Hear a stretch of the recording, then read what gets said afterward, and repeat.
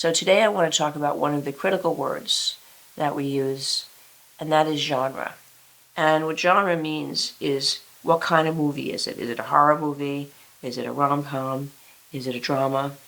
And because movies are written for an audience, you need to decide who your audience is really before you start writing. And this is one of the reasons that I'm always encouraging people to write short stories and use the fictional form to develop their material before they go to the screenplay form, because the screenplay form is very demanding and does not allow a lot of development.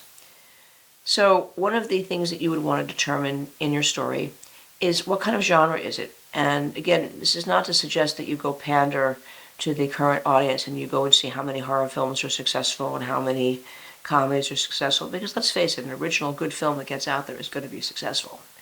But the goal is for you to identify this, because there is a lineage in the film business of various types of movies that go into certain kind of boxes. And within those lineages, there are tropes in the story that if you don't deliver them to your audience will feel cheated and not like your material. So one of the reasons to identify genre when you're working with the word of the day, it gives you an opportunity to be, iterative. So you can name lots of genres and then think about your story in each one of these rather than having to lock yourself in, but you do have to make a decision.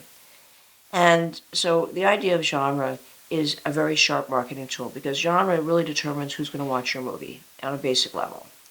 One quick story, I worked on a project which was about a divorced woman who develops an AI robot that can fight wars. And my student was ecstatic. And I said, no, it's a feathered fish. And he said, well, what do you mean?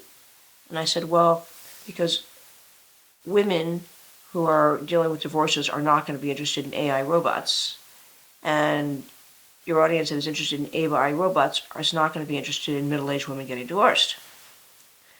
And sadly, or not, we make a lot of these mistakes, because you can see how that's not going to work. You're going to attract neither audience, because you're combining two elements that are not interesting enough together. So genre can help you decide how to do this. So if you wanted to write a drama about a woman scientist who's dealing with her divorce in the course of making robots, you see how that changes the genre and how you would structure the story, right? And if you wanted to make a story about a woman scientist who makes AI robots effectively, then that would be another kind of story. Both good, but it's a way of reorganizing your material so that you are clearly going to attract one audience or another. So genre is one of your great tools. And you can even use genre within different scenes, because some scenes will be funny, some scenes will be serious. And by having a sense of how the scene is going to play, it gives you a lot of control over your material when you write it. So if you think this is going to be helpful to you, please go to the Facebook challenge and join in and start to develop your material in this way.